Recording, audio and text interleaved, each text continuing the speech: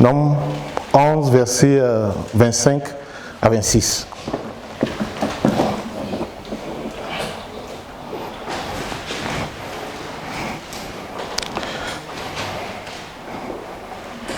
Si quelqu'un le trouve, il peut nous le lire.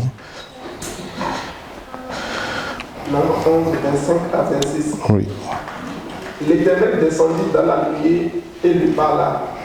Il prit de l'esprit qui était sur lui et le mit sur les 70 anciens. Et dès que l'esprit se reposa sur eux, ils se mirent à prophétiser, mais ils ne continuèrent pas. 2 hommes, l'un nommé Eldad et l'autre Médad, étaient restés dans le camp, et l'esprit reposa sur eux, car ils étaient parmi les inscrits. Cependant, ils n'étaient pas sortis vers la tente, et ils se mirent à prophétiser dans le camp. Amen. Amen. Ce matin, la question est-ce que tu seras sur la liste? Est-ce que quand l'Esprit va commencer par parler, l'Esprit va se poser sur toi? Quand le Seigneur dit, là où 2 ou 3 seront assemblés à mon nom, je serai au milieu d'eux. Amen. Et quand le Seigneur va descendre au milieu de nous, est-ce que tu seras en esprit? Parce que tu peux être présent et ne pas être présent en esprit. Tu peux être présent en corps et ne pas être présent en esprit. Et l'eau va jaillir, mais l'esprit ne va pas te toucher. Parce que nous l'avons vu dans les messages précédents, c'est que quand le peuple se rassemble et qu'il commence par chanter, par prier, et que la parole abonde, l'esprit jaillit. Alléluia. Et quand l'esprit va jaillir, est-ce que tu seras comme ceux-là qui étaient là quand le Seigneur avait promis l'esprit, mais le jour de la Pentecôte était absent? Est-ce que tu seras présent en corps, mais tu ne seras pas présent en esprit? Ce matin, nous voulons être présents en esprit. Amen. C'est le message. Quand nous voyons la manifestation de l'esprit au milieu de nous, c'est un message que le Seigneur nous adresse. C'est un message que le Seigneur nous adresse. Faisons attention. Nous allons le voir dans Matthieu 18, versets 19 à 20, là où il le dit. Nous lisons ces passages pour nous rappeler que c'est important qu'on se réunisse et qu'on soit d'accord en esprit pour pouvoir demander au Seigneur et il va exaucer.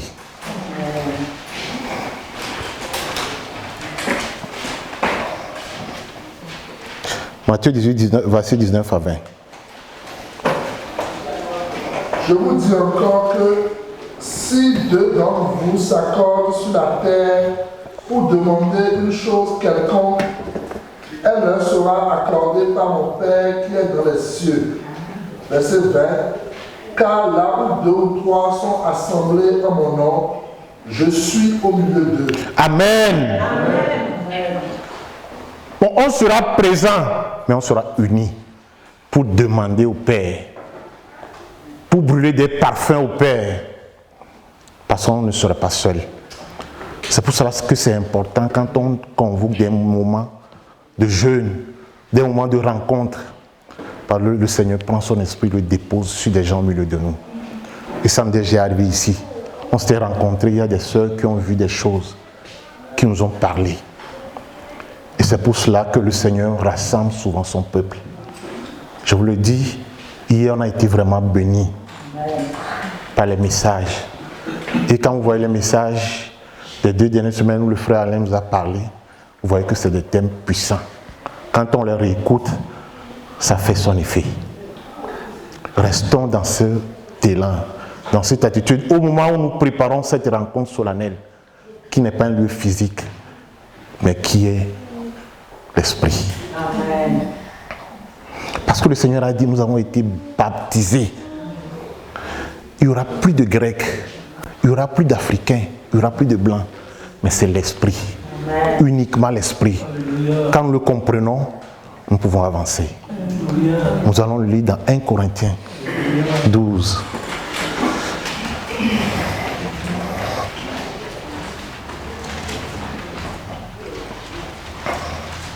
1 Corinthiens 12, verset 13. Nous avons tous en effet été baptisés dans un seul esprit pour former un seul corps, soit juif, soit grec, soit esclave, soit libre, et nous avons tous été abreuvés d'un seul esprit. Amen. Et depuis quelques semaines, les messages nous montrent que quand le peuple de Dieu, on appelle un rassemblement, souvent c'est qu'il y a un problème. Et il y a plusieurs exemples dans la Bible qui nous le montrent. On peut prendre quelques exemples où il manquait de l'eau pour le peuple d'Israël pour aller en guerre. Ils étaient en route 7 jours. Il manquait de l'eau. Nous connaissons, on ne va pas revenir sur la signification de l'eau, mais l'eau donne la vie. Les soldats et les chameaux, quand ils ne boivent pas, ils ne pourront pas aller combattre. Ils ont voulu interroger le Seigneur. Ils sont partis aller appeler Élisée. On va le voir dans 2 Rois 3. De toute façon, on a déjà parlé des puits. Nous allons voir ce côté. 2 Rois 3, versets 15 à 20. Comment l'eau a permis de battre les ennemis. Quand ils se sont rassemblés, quand ils ont créé des fosses, Élisée a dit, vous n'allez rien voir, mais l'eau va remplir. Et mais cette eau, quand l'ennemi l'a vue, il a vu du sang. L'ennemi a vu du sang. Il se disait, on va aller les prendre. C'est là où le peuple a marché sur eux. Le peuple d'Israël, ça les a gagnés. On va lire dans 2 Rois 3, versets 15 à 20. Maintenant, amenez-moi un musicien. Et comme le musicien jouait, la main de l'Éternel fut sur Élisée. Il dit, ainsi parle l'Éternel, faites dans ce ballon des fosses, car ainsi parle l'Éternel, vous ne verrez pas de vent et vous ne verrez pas de pluie, mais ce ballon sera rempli d'eau et vous boirez, vous, vos troupeaux et votre bétail. Verset 18. Mais cela est peu de choses aux yeux de l'Éternel. Il livrera Moab entre vos mains. Amen. Amen. Cela est peu aux yeux de l'Éternel. Sa signification. Vous ne verrez rien, mais cette vallée sera remplie. Quelle est ta situation ce matin? Tu fais des prières, mais tu ne vois rien à l'horizon. Alléluia. Tu ne vois rien à l'horizon, mais c'est peu à l'Éternel. L'eau va remplir les fosses, mais il te faut quelque chose. Il faut creuser. Il faut creuser. Nous l'avons vu. Quand le peuple s'assemble et que la parole abonde, on creuse. Parce qu'il faut construire sur des fondements solides. Mais il faut d'abord creuser. Est-ce que tu creuses ou tu es là, tu es passif? Mais s'il n'y a pas de fosse, l'eau ne pourra pas arriver. On l'a vu comment on creuse avec le bâton. Comment un peuple peut creuser avec l'esprit. Comment un peuple peut creuser uniquement avec l'aide du Seigneur. Et comment on va voir l'eau monter jusqu'à ce que l'esprit ne sorte. On va continuer verset 18. Après on va voir comment est-ce que l'ennemi, en voyant sur la surface de l'eau, le soleil, il va penser que c'est du sang. Cette eau qui permet de battre les ennemis. Amen. Cette parole que le Seigneur a prise dans le désert pour dire à Satan, l'homme ne vivant pas seulement du pain.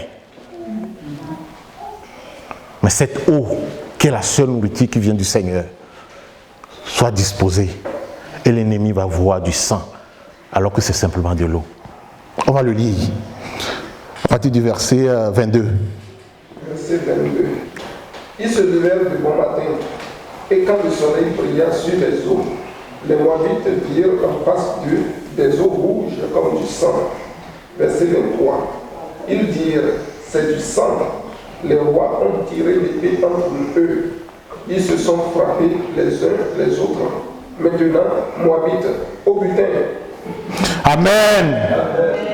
C'est comme ça que le Seigneur met en déroute l'ennemi.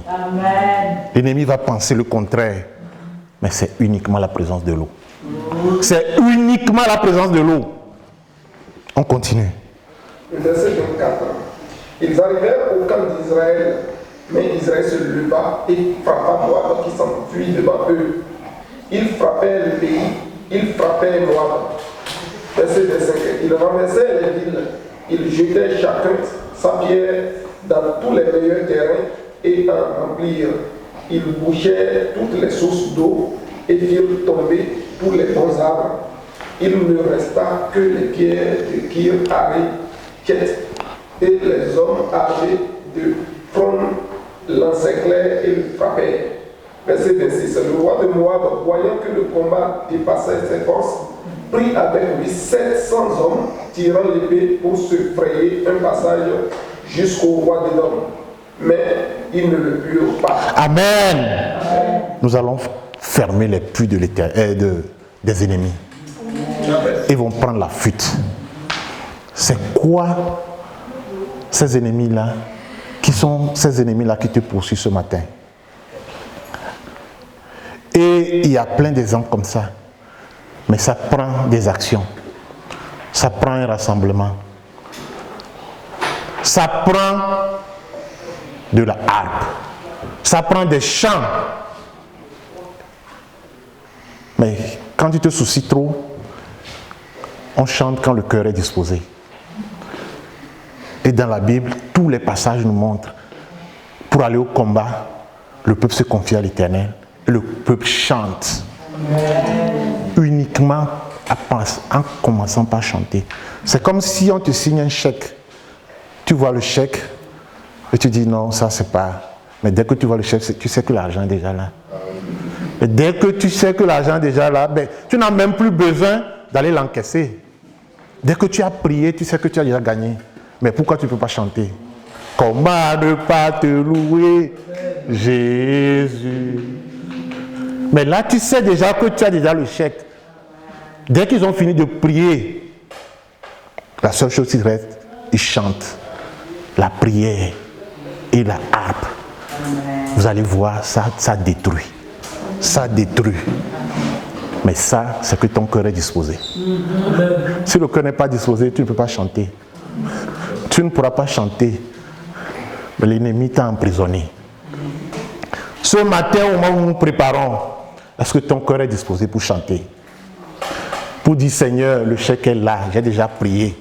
Laisse-moi t'adorer. Amen. Chaque matin, quand tu te lèves, tu te dis, tous ces soucis-là, je les ai déjà confiés ce matin. Laisse-moi regarder devant toi. Et l'ennemi va commencer par tomber. Dès que tu commences par chanter le matin, c'est fini. Nous allons le voir. Toujours le roi Josaphat. On l'a dit. Regarde, il y a les ennemis qui arrivent. Ils t'ont encerclé. Quels sont ces ennemis qui vous ont encerclé ce matin? C'est la maladie? C'est le travail? C'est les enfants? C'est quoi? Ils arrivent de tous côtés. La première chose, je vais consulter Dieu. La première chose qu'il a dit, rassembler le peuple pour un jeûne. Ils se sont rassemblés pour le jeûne. Quand ils ont fini de faire le jeûne, c'est lors du rassemblement, dès qu'ils sont rassemblés, l'Esprit a saisi au milieu d'eux un homme pour leur dire ce qui va se passer. Amen. Quand l'ennemi t'entoure, on dit qu'il y a un rassemblement, prépare-toi pour être en esprit. Quand l'Esprit va descendre, l'Esprit dira ce qui va se passer. L'Esprit va t'annoncer ce qui va se passer. Et c'est ça que nous allons expérimenter. Actuellement, il peut y avoir des esprits qui se réjouissent, qui nous entourent. Mais nous allons faire comme le roi Josaphat. Nous allons décréter des jeûnes. Et après, l'Esprit même va nous montrer ce qu'il fallait faire. Et l'Esprit l'a déjà montré. Pour son corps dans cette vie, on l'a déjà vu. Et on appelle des jeûnes. On appelle des rassemblements. Est-ce que tu seras présent? Est-ce que tu seras présent en esprit? Nous allons répondre oui. Et avant de partir, nous allons entonner des chants. Nous allons chercher des chantres au milieu de nous. Nous allons commencer par chanter. Et vous allez le voir. Les vallées, là où il devait avoir la guerre, on ira ramasser. Ce sont des vallées de Baraka. Nous allons le lire et nous allons le déclarer ce matin. Ces esprits qui nous environnent, on a reçu les annonces qu'ils arrivent de tous les bords. La seule chose, on va consulter le Seigneur. Quand on va finir de le consulter, pas des jeunes, on va se rassembler, on va parler comme un seul corps. Et là, on va donner des chants. Esprit monte. Esprit monte. Quand on va commencer par chanter, les ennemis vont commencer par se battre entre eux. Nous irons ramasser des butins. Nous marcherons sur des butins. Amen. Amen. Ce matin, nous allons le déclarer.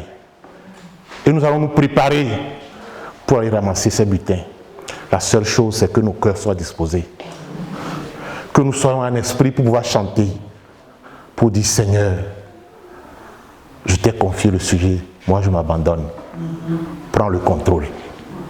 Et c'est là où tu vas rentrer dans son repos. Voyons ces passages dans 2 Chroniques 20. Alléluia. Amen.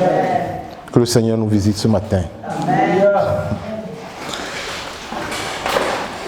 2 Chroniques 20, nous allons voir l'annonce au verset 1. Les ennemis qui ont encerclé le peuple.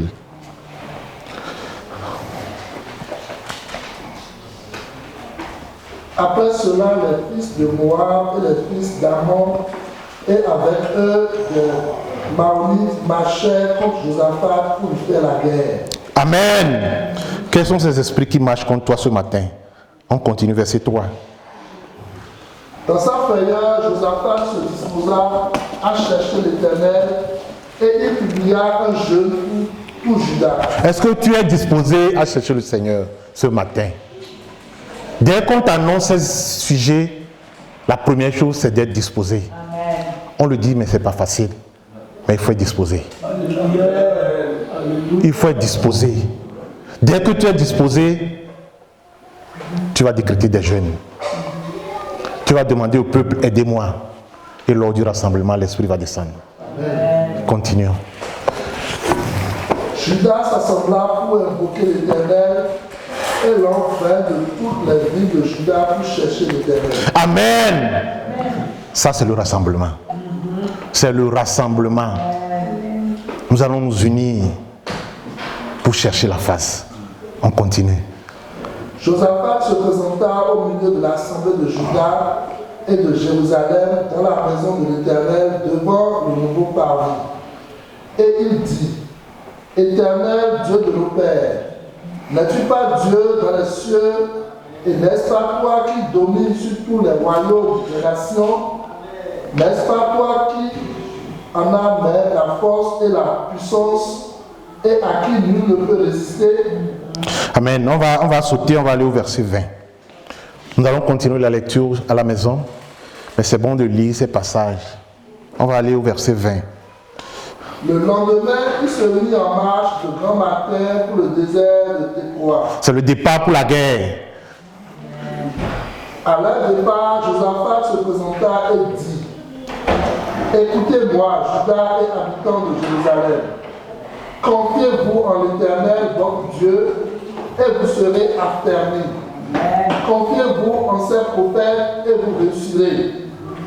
Puis, d'accord avec le peuple, il nomma des chantres. Amen. Il nomme des chantres pour chanter. Et si tu n'as pas le cœur disposé, tu vas sur un champ de bataille. C'est pour chanter d'abord. Parce que tu sais que le Seigneur a déjà combattu. Parce que tu as reçu la révélation de comment ça va se passer. On continue. Qui, revêtu d'ornements sacrés et marchant devant l'armée, célébrait l'Éternel et disait, louez l'Éternel car sa miséricorde dure à toujours. Amen. Au moment où l'on commençait les chants et les louanges, l'Éternel plaça une embuscade contre les fils d'Ammon et de Moab et ceux de la montagne de Séir qui étaient venus contre Juda et il fut battu. Amen. Au moment où ils commençaient par chanter, c'est à partir du moment où ils ont commencé par chanter la prière et la harpe, les chants, les parfums que nous brûlons. Au moment où nous commençons, l'ennemi est déjà battu. Amen. L'ennemi est déjà battu. Amen. On continue et nous allons voir comment la vallée où ils devaient aller combattre, ils iront seulement ramasser les butins. Verset 23. Les fils d'Ammon et de Moab se jetèrent sur les habitants de la montagne de Séir pour les dévouer par interdit et les exterminer. Et quand ils en eurent fini avec les habitants de Séir, ils s'aidèrent les uns les autres à se détruire. Lorsque Juda fut arrivé sur la hauteur d'où l'on aperçoit le désert, il regardait du côté de la multitude et voici, c'étaient les cadavres étendus à terre et personne n'avait échappé. Amen. Personne n'avait échappé. Ce sont seulement des cadavres. Verset 25. Josaphat et son peuple allèrent prendre leurs dépouilles. Ils trouvèrent parmi les cadavres d'abondantes richesses et des objets précieux, et ils en enlevèrent tant qu'ils ne purent tout emporter. Ils mirent 3 jours au pillage du butin, car il était considérable. Amen. Ils mirent 3 jours pour aller dépouiller les choses. Est-ce que nous le croyons ce matin? Amen. Tout ce que l'ennemi a volé dans nos vies, nous allons les ramasser. Nous irons les chercher par la prière. Après la prière, on se rassemble, on invoque l'Éternel, montre-nous comment ça va se passer. Et après ça, on sait que la guerre est terminée. On va entonner des hymnes. Et c'est ce que nous faisons actuellement. Parce que le Seigneur nous a montré tout ce qui allait arriver. Et au milieu de nous, ici, ça s'est passé plusieurs fois. Vous-même, vous l'avez vu. Le Seigneur a parlé. Et après, on a vu.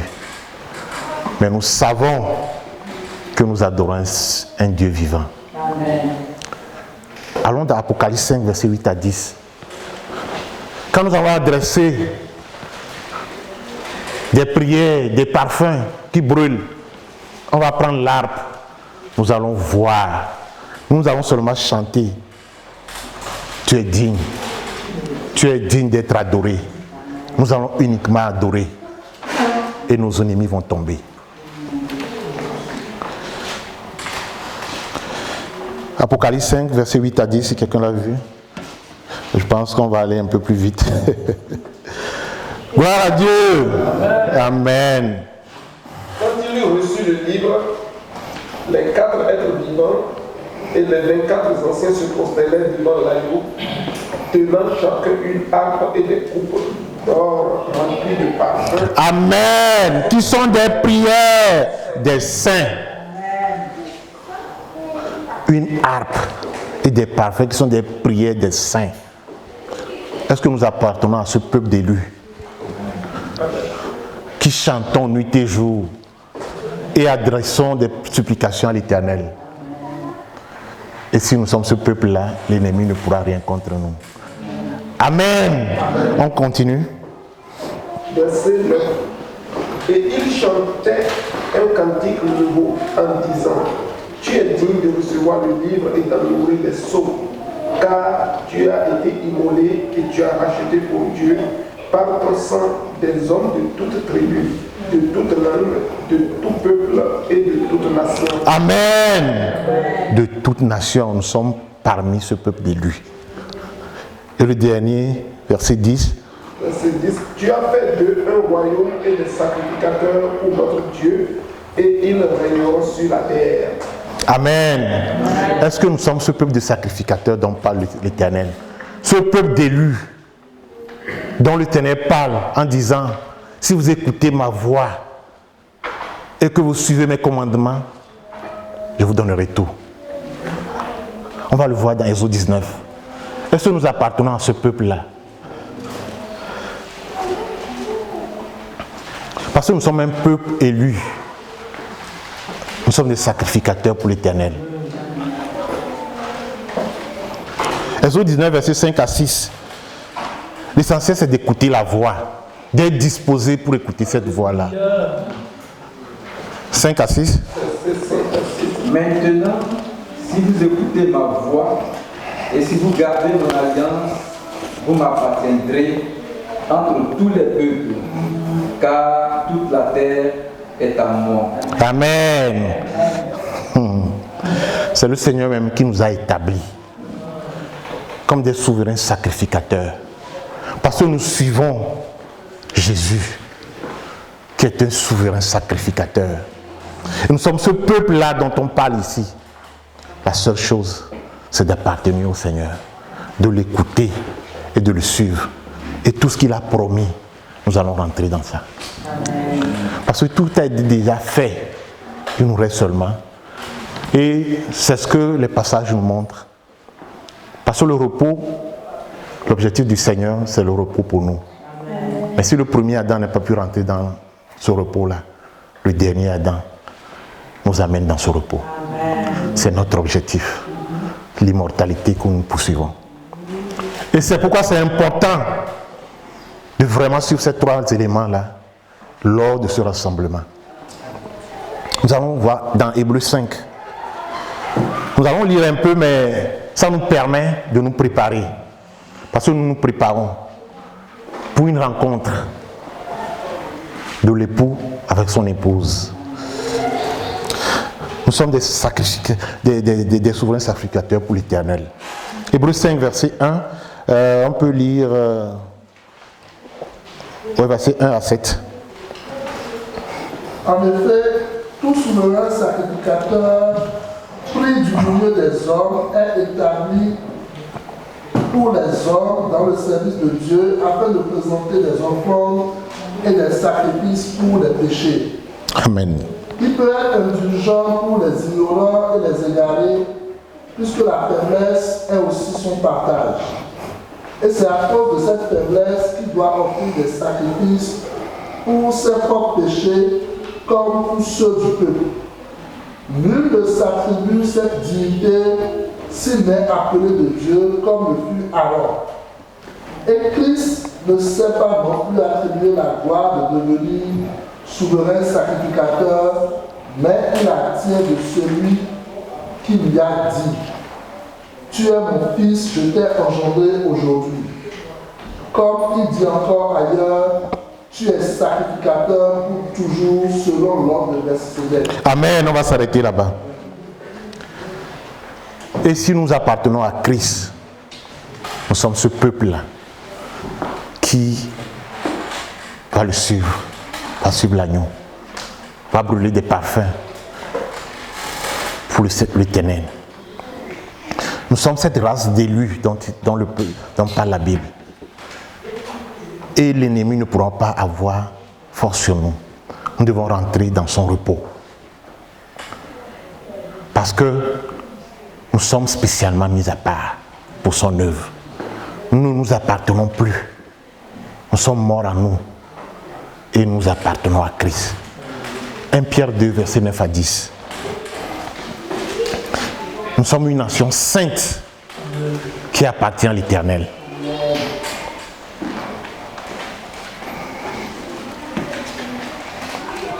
Vous, au contraire, vous êtes une race élue, un sacerdoce royal, une nation sainte, un peuple acquis, afin que vous annonciez les vertus de celui qui vous a appelé des ténèbres à son admirable lumière. Vous qui autrefois n'étiez pas un peuple et qui maintenant êtes le peuple de Dieu, vous qui n'avez pas obtenu miséricorde et qui maintenant avez obtenu miséricorde. Amen. Nous avons obtenu miséricorde.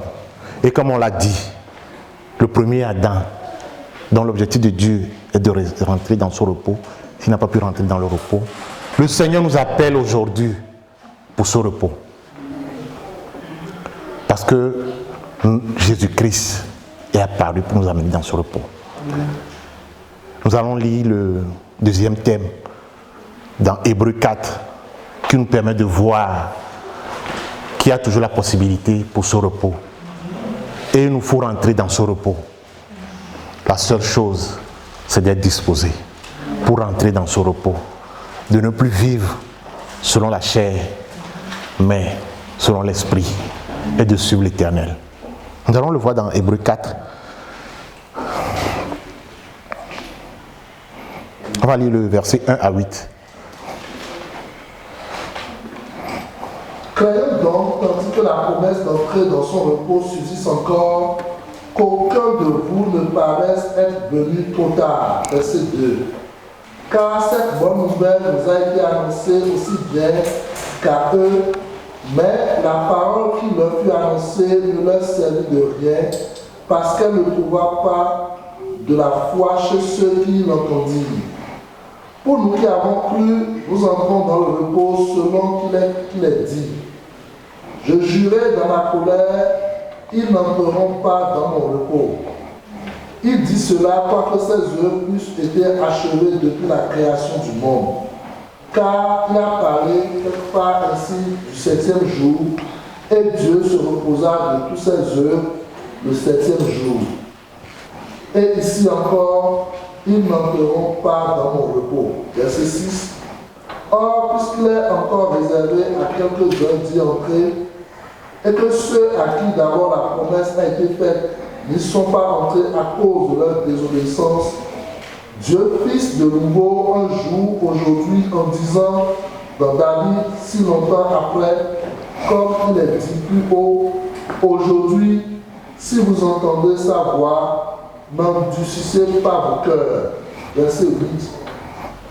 Car si Josué leur eût donné le repos, il ne parlerait pas après cela de notre jour. Amen. Amen. Nous voyons ici qu'il y a encore ce repos qui est disponible pour nous. Mais il faut qu'on y rentre.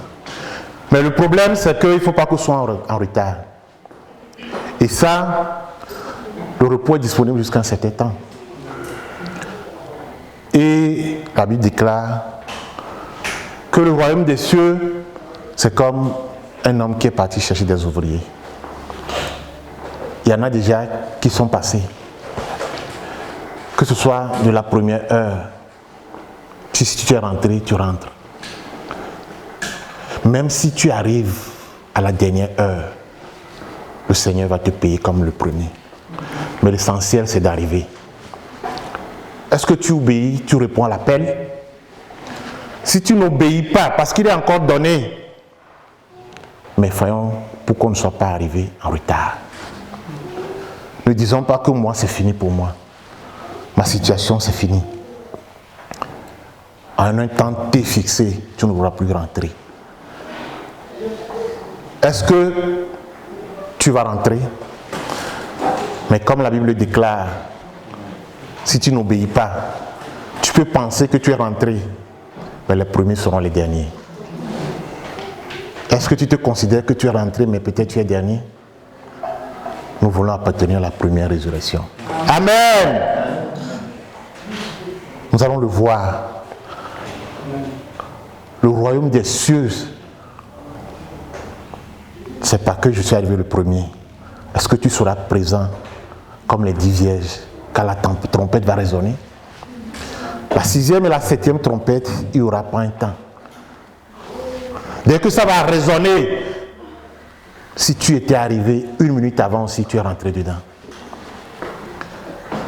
Mais si tu pensais être dedans et que tu n'es plus dedans, tu es sorti.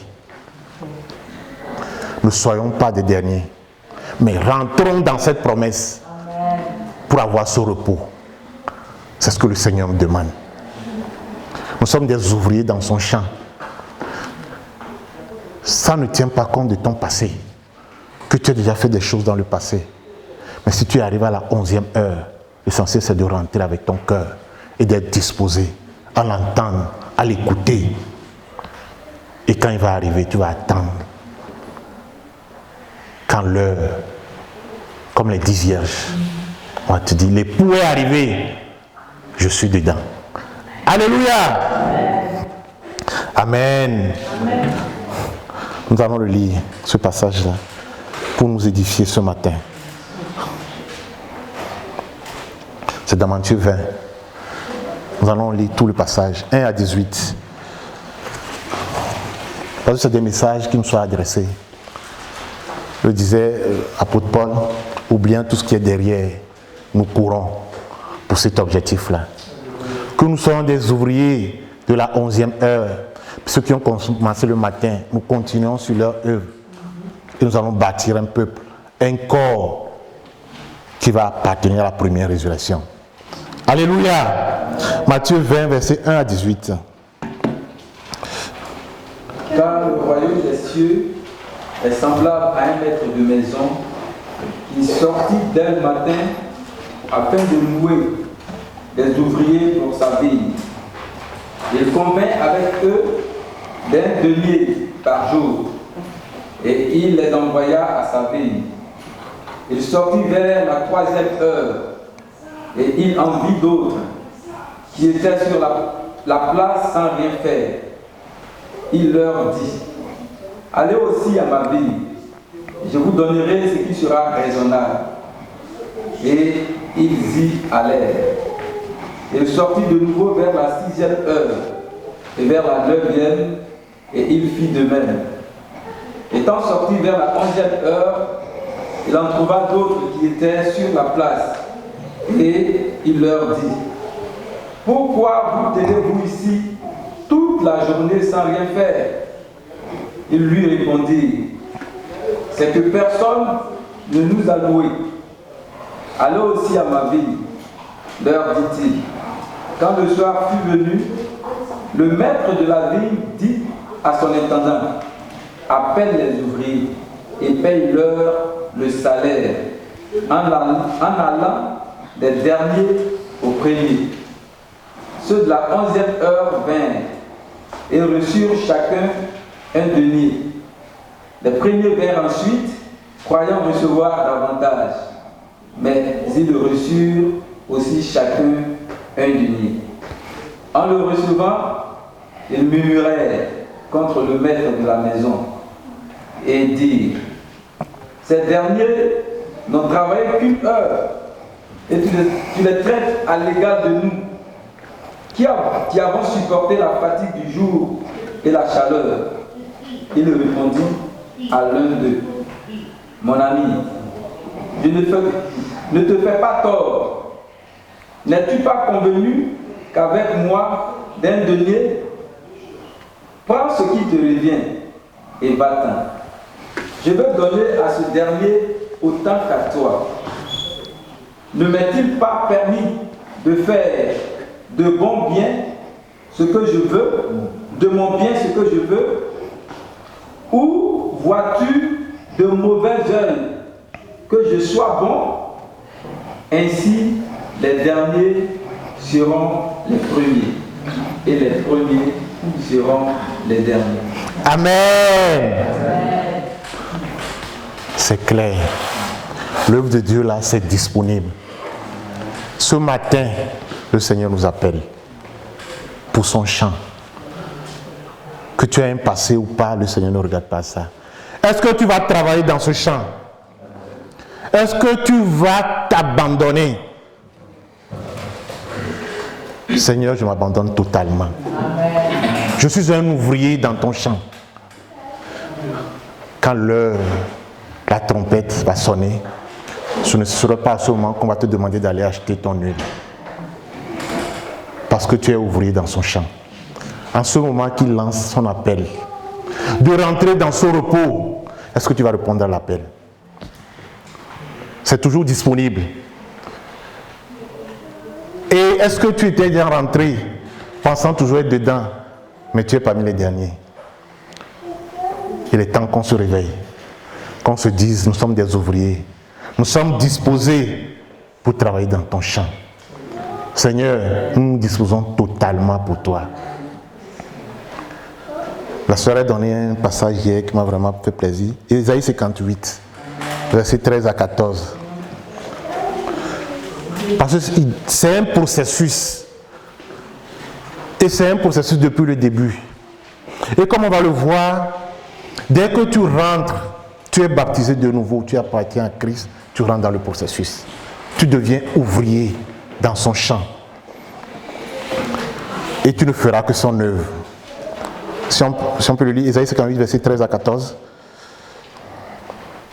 Si tu me tiens tout pied pendant le sabbat, pour ne pas faire ta volonté en mon saint jour, si tu fais du sabbat tes délices, pour sanctifier l'Éternel en le glorifiant, et si tu l'honores en ne jurant point tes voies, en ne te livrant pas à tes penchants et à de vains discours, alors tu mettras ton plaisir en l'Éternel.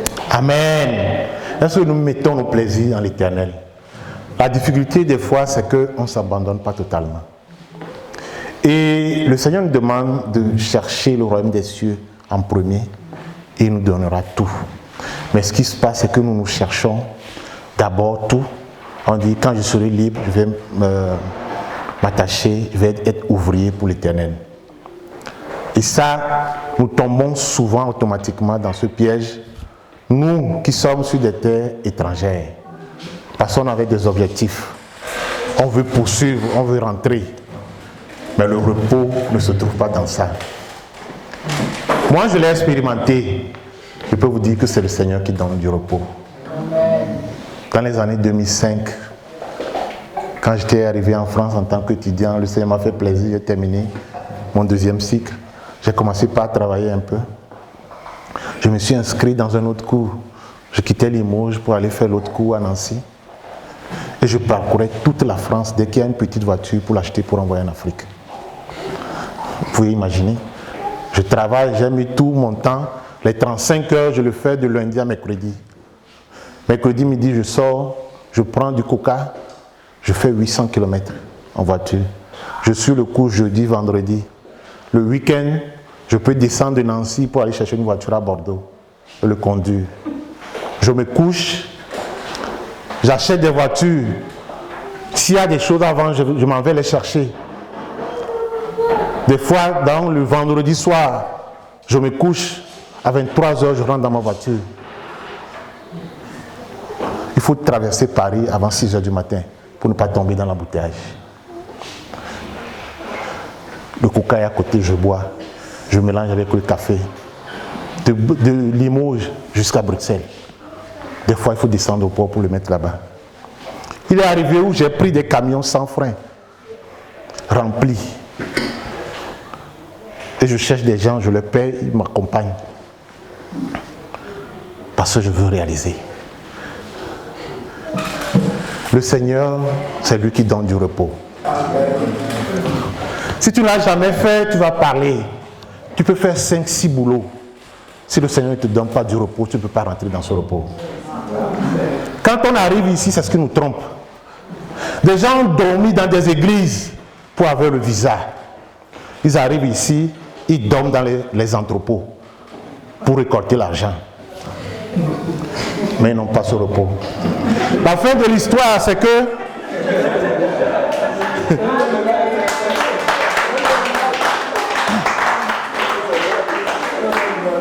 j'avais amassé de l'argent.